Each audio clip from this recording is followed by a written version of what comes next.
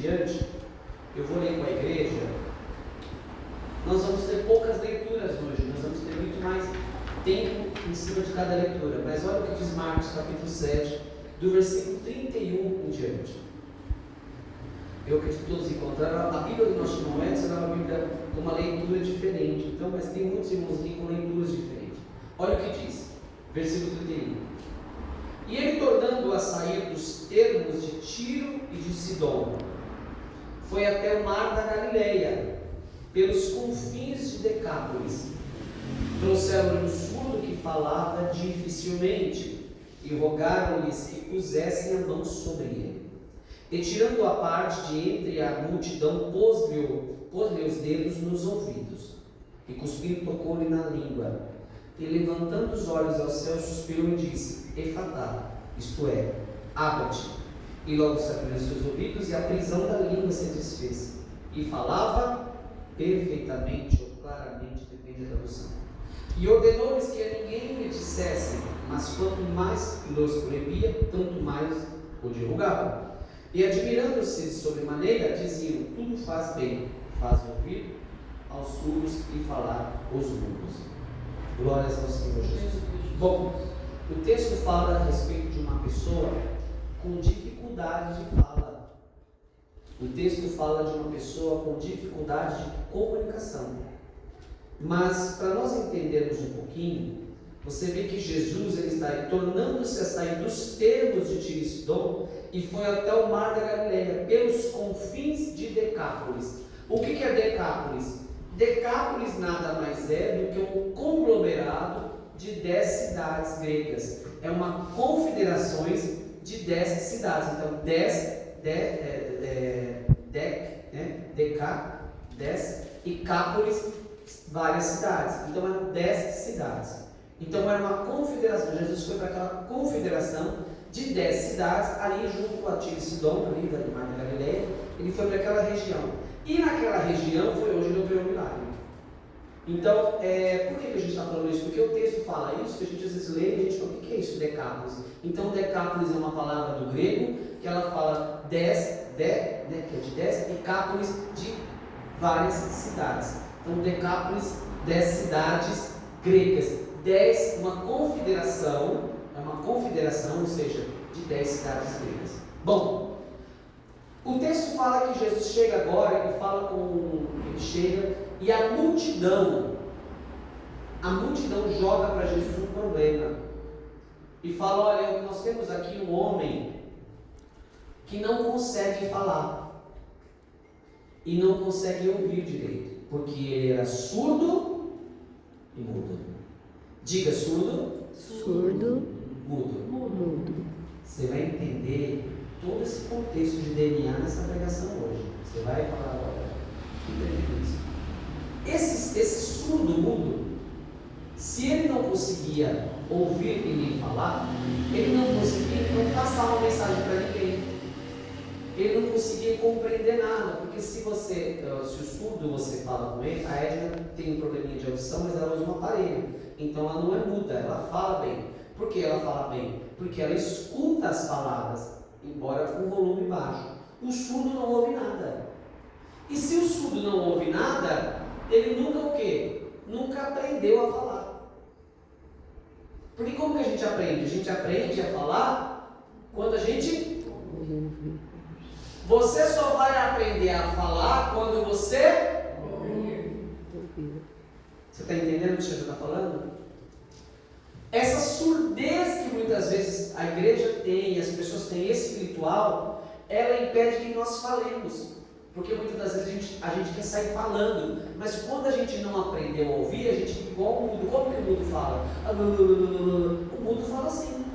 Por quê? Porque ele não tem consciência das palavras, ele não sabe como é que pronuncia, ele não aprendeu. Ele não aprendeu a falar papai e mamãe quando era criança. Você lembra da criança? Quando era criança, ela aprende o quê? Papá, mamá. Porque ela está aprendendo a ouvir, você está ensinando como fala papai, mamãe, titio, titia. E você vai ensinando a criança. Quando a criança ela quer beber água, ela fala água. Daqui a pouquinho ela fala água, me dá, eu quero água. Depois, pai, eu quero beber água. Daqui a pouco a criança fala, pai, pega logo a água. A criança já está falando até para o cotovelo e já com uma linguagem de adulto. Eu falo que meu filho tem uma linguagem de adulto, já com 4 anos, porque ele fala coisas que adulto, você fala, meu Deus, vocês estão igual adulto. Por que isso? Porque a gente vai ensinando. Mas por que vai ensinando? Porque ele vai ouvindo. O ouvido é bom. Então, se o ouvido é bom, é muito fácil. Mas nós estamos vivendo uma época onde aquele homem, ele é quem? Ele é um judeu. E o judeu tinha algumas coisas relacionadas com os mandamentos que o Senhor havia dado para Moisés, aonde os homens eles tinham que pronunciar coisas para sua família e falar coisas para sua família. Imagina o Senhor falando com Moisés. Moisés sobe no monte e aí o Senhor fala para Moisés: Moisés, fala ao povo de Israel os 10 mandamentos. Mas Moisés é surdo, não ouve a voz de Deus. Ia adiantar ter subido no monte? Quando Moisés subiu no monte, mana, ele ouviu a voz de Deus. Entende? Quando Samuel estava dormindo, ele ainda era jovem, e o Senhor chamou Samuel, ele escutou: Samuel, nós já pregamos essa palavra. Aí Samuel levantou e falou assim: fala, Eli. Aí Eli, o sacerdote Eli, falou assim: não te chamei, tá doido? Vai dormir. Samuel, ele estava ouvindo uma voz, mas ele não estava reconhecendo a origem da voz, porque ele nunca tinha escutado aquela voz. Então o que você associa se você escutar alguém chamando na tua casa? Você vai olhar para o teu marido, para o teu filho, para a tua esposa, para quem tiver. Você vai assim: oi, quem me chamou? Quantas vezes você está em casa, você escuta alguém te chamar e você fala: oi, você me chamou? Aí o marido, a esposa, o filho fala: não. Ah, então foi alguém lá fora, foi alguém não sei aonde. Você confunde agora, porque teu ouvido está vivo, está despertado. Esse homem não conseguia ouvir nada. Esse homem vivia uma lástima espiritualmente, ele não escutava nada.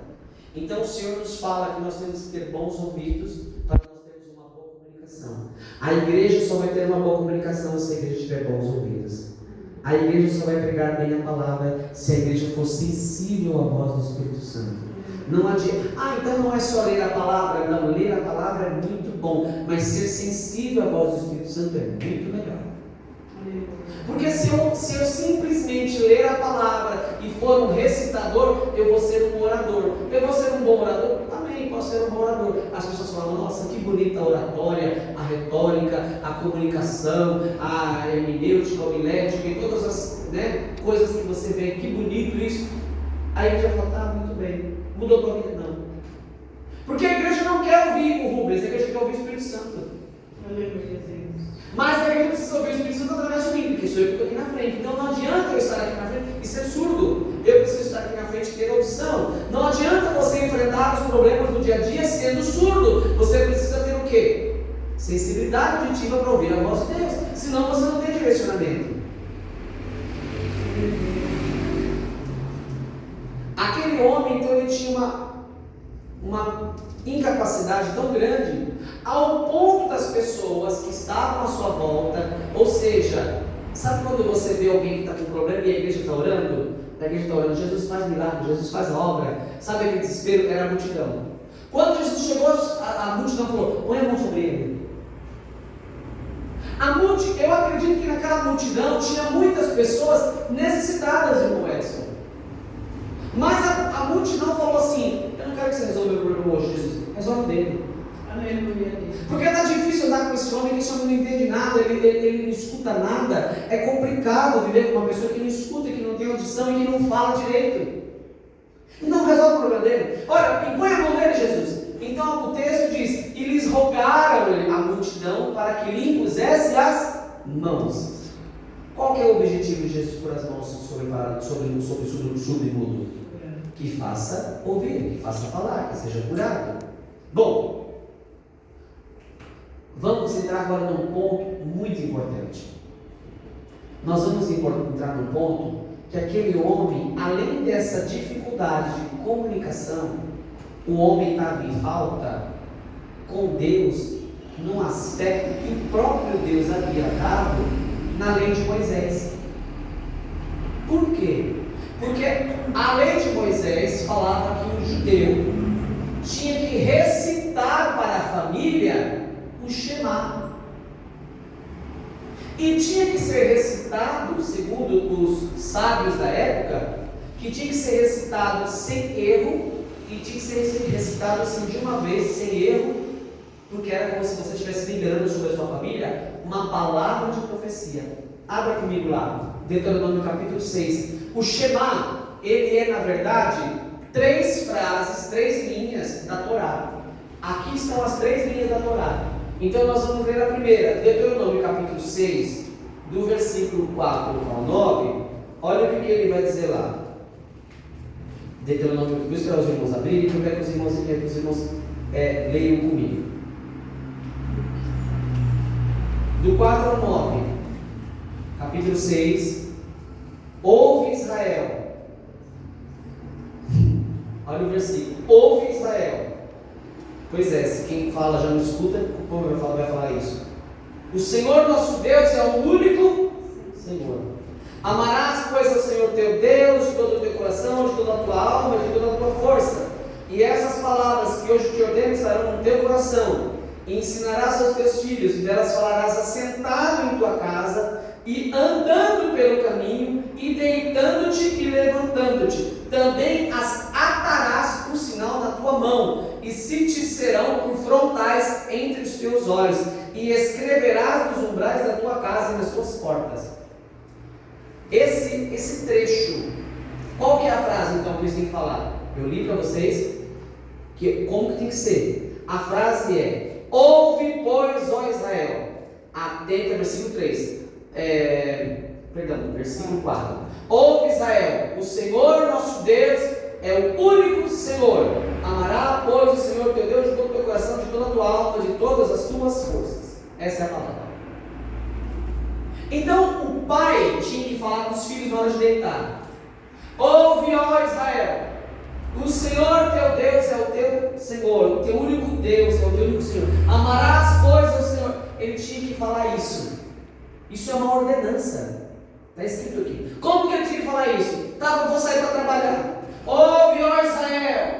Hoje a gente fala, benção mãe. A mãe, Deus abençoe. Antigamente era, benção mãe. Ouve, ó Israel, o Senhor teu Deus é o teu único Senhor. Aqui está dizendo aqui, como que eu tinha que fazer? Tinha que ter uma caixinha e colocar nessa caixinha, colocar no umbral da porta. Naquele umbral da porta estava escrito isso. Porque quando eu entrasse na casa da pessoa, eu ia lembrar, tem uma promessa aqui. Quando eu entrar naquela casa, eu ali tem uma promessa. E não, nos umbrais, e também onde, ou seja, era para lembrar da palavra. Hoje nós escrevemos a palavra onde? A gente escreve lá no Stories, no Instagram, né? A gente escreve no Facebook, em qualquer lugar. Pois é, o Senhor estava falando, coloca aí no umbral da tua porta. Por quê? Porque a casa de um judeu. Quem era o judeu? O judeu era o povo separado do Senhor. Era o povo escolhido. Então foi a lei que o Senhor deu para Moisés. Olha, é para vocês entrar tanto pela palavra, que quando vocês baterem o olho e falar, opa, tem uma promessa aqui. Qual? Ouve, ó Israel, o Senhor teu Deus é o teu único Senhor. Ouve, ó Israel, o Senhor nosso Deus é o único Senhor. Único, então, não tem exceção para nenhuma. Você vai ver que Deus está chamando a atenção daquele povo para falar assim: olha, eu quero ser o único Deus de vocês. Não é para vocês terem outros deuses, não é para vocês viverem uma vida com outras pessoas. E ele fala, versículo 5: amarás, pois, o Senhor teu Deus de todo o teu coração e de toda a tua alma, de toda a tua força. Estas são as palavras que hoje te ordeno e estarão no teu coração. Então aqui você vê que aquele surdo, ele não podia compreender isso. E se ele não podia compreender isso, ele não podia. Então a casa daquele surdo mudo era uma casa incompleta. Ah, mas você não sabe se aquele homem era casado? Pois é. Eu não sei se ele era casado. Então se ele não era casado, ele também não podia casar. Olha quanto problema isso trouxe para ele. É igual a mulher do fluxo de sangue. A mulher do fluxo de sangue era impura. Se é impura, onde ela toca, fica impuro. Então não podia ter marido. Porque se tem marido, o marido fica impuro. Então não tem casamento. Ou seja, tem coisas que tem na nossa vida que muitas vezes nos impede de outras bênçãos bíblicas. Aquela bênção de profetizar sobre os filhos, sobre a família, ele não podia ter. E também quem é que quer entrar no rolo junto com aquele homem? Se é surdo, você é mudo, sou, vou casar com você. Mesmo sabendo que você não vai receber uma palavra que o Senhor já ordenou, vou nada. Você entraria num casamento sabendo que é uma roubada? Você entraria num negócio sabendo que vai ser uma furada. O homem não tem palavra de autoridade sobre a minha vida. O homem não tem palavra de autoridade sobre a minha casa, sobre meus filhos. Você vai entrar num rolo desse? Então aquele homem estava lascado, irmãos. Ele nem podia profetizar para a família se tivesse. E se fosse solteiro também não podia casar. Porque qual é a doida que é enfrentar um negócio desse? Eu estou só falando para os irmãos que existia uma ordenança que era dada. Aí agora nós vamos pular lá para Número, para Deuteronômio, para ir no mesmo livro de Deuteronômio, para o capítulo 11.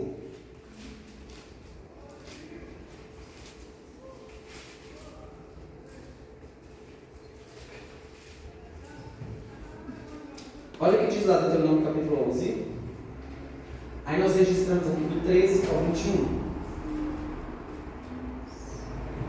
E será que se diligente obedeceres os meus mandamentos, essa aqui é a segunda frase da Torá que era obrigado a recitar. E será que se diligentemente obedeceres os meus mandamentos, que hoje vos ordeno, de amar ao Senhor, vosso Deus, e de servir de todo o vosso coração e de toda a vossa alma, aqui já vem uma promessa condicional. Então, darei a chuva da vossa terra a seu tempo, a temporã, a seródia, para que recolhais o vosso grão e o vosso mosto e o vosso azeite. E darei erva no teu campo, e das demais que comerá e fartar-se-á. Guardai-vos do vosso coração, não se engane, e não se desvieis, e sirvais as outros deuses. Mais uma vez ele está falando sobre isso, não servir outro Deus.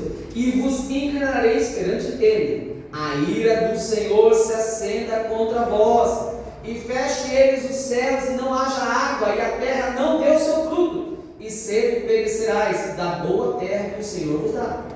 Ponde, pois, essas minhas palavras no vosso coração, na vossa alma. Olha de novo o mandamento. Atai por sinal na vossa mão, para que esteja por frontrais entre os vossos olhos, ou seja, para que vocês vejam. Ensinai os vossos filhos, falando dela, assentando em tua casa, andando pelo caminho, deitando-te e levantando. Escreve nos umbrais de tua casa, nas suas portas, para que se multipliquem os vossos dias e os dias dos vossos filhos na terra, que o Senhor jurou a vossos pais, dar-lhes como o dia do céu sobre a terra. É a mesma conversa. O Senhor está repetindo a mesma conversa. Vai pegar os filhos e vai falar assim: olha, o Senhor é o vosso Deus, se você servir a Deus, a sua vida vai ser próspera, você vai receber a chuva, seródia, temporã, o Senhor vai, ele está falando assim de alegria, vai ser uma casa próspera. Mas o que o Senhor está dizendo assim: olha, primeiro você tem que ter o Senhor como vosso Deus. Segundo, não se inclinar a outros deuses. O que é outros deuses? Tudo aquilo que rouba o primeiro lugar de Cristo ou de Deus nas nossas vidas é idolatria. Deixei de buscar a Deus, ou de orar, de meditar na palavra, ou de fazer qualquer coisa para Deus por conta de um divertimento, por conta de qualquer coisa, porque nós queremos só se divertir, irmãos. Coisa que a gente gosta de fazer é se divertir, comer, dormir, né? A gente gosta disso. Quem que não gosta? Você falar que não gosta, você é doido. Todo mundo gosta, eu gosto disso. Quem que não gosta de ficar até tarde na cama? Você não fica por quê? Porque tem compromisso. Tem que trabalhar. Ah, mas eu dormi tarde ontem. Vai falar para o seu chefe: eu dormi tarde ontem, aí eu ia ficar cansado, eu resolvi dormir um pouco mais. Mas não tem nada a ver com isso. Dormiu tarde porque você quis, mané. Chegou atrasado, vão descontar. E se chegar de novo, vai receber uma advertência. Mais uma advertência, daqui a pouco justa causa, você está na rua. Tem conversa. Então, você vê novamente neste ensino que a palavra do Senhor nos dá, que você precisa dizer: aquele homem mais uma vez estava em falta nessa passagem. Ele não podia dizer isso. Ele não podia dizer sobre a sua família, e nem sobre os seus filhos, e nem sobre as pessoas quando ia sair, quer deitar, quer chegar, quer comer. Vai ser abençoado, vai ser próspero, o Senhor é o nosso Deus. Na verdade, ele mesmo estava no meio do caminho, tipo assim: eu não posso seguir a lei de Moisés, porque eu sou surdo e mudo.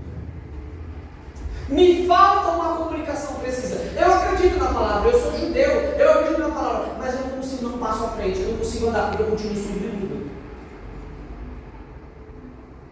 Eu aceitei a Jesus, eu me batizei, mas eu continuo surdo e mudo. Você está entendendo o que o Senhor está falando conosco nessa noite?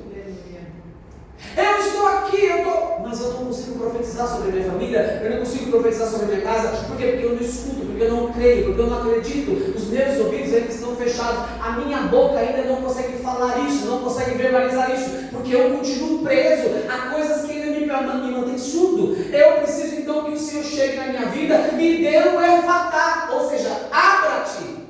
Aleluia, Deus. A outra passagem, por incrível que pareça, Números capítulo 15, do 37 ao 41, vocês vão entender mais uma vez isso.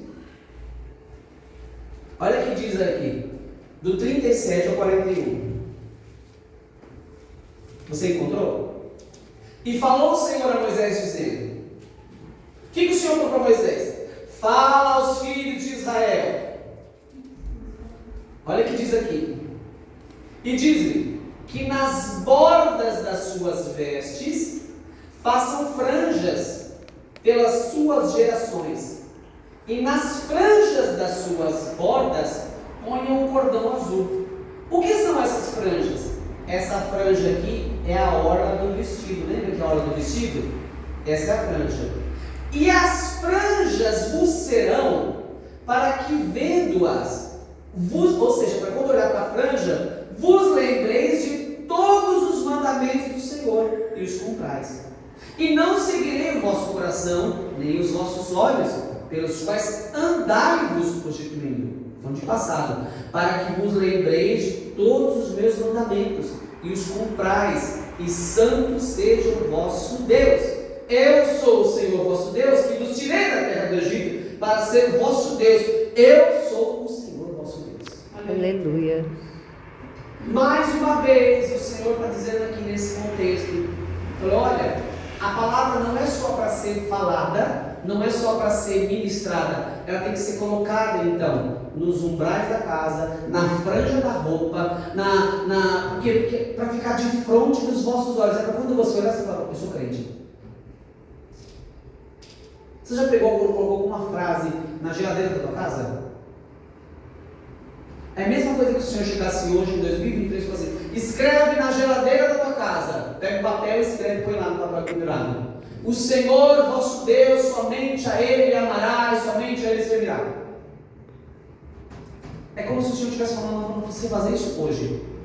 Só que naquela época a gente não existia geladeira, mas todo mundo tinha uma porta, ou tinha um umbral. Então coloca um umbral na porta. Hoje todo mundo tem computador, tem um celular, coloca no seu Instagram, coloca no seu feed, coloca em qualquer lugar. É como se eu estivesse falando isso. Aonde você vai colocar? Nas tuas vestes, nas tuas roupas. A tua roupa tem que dizer: olha, ali vai um crente. Quando eu olhar para a roupa do crente, tem que falar assim: eu lembro da promessa do Senhor.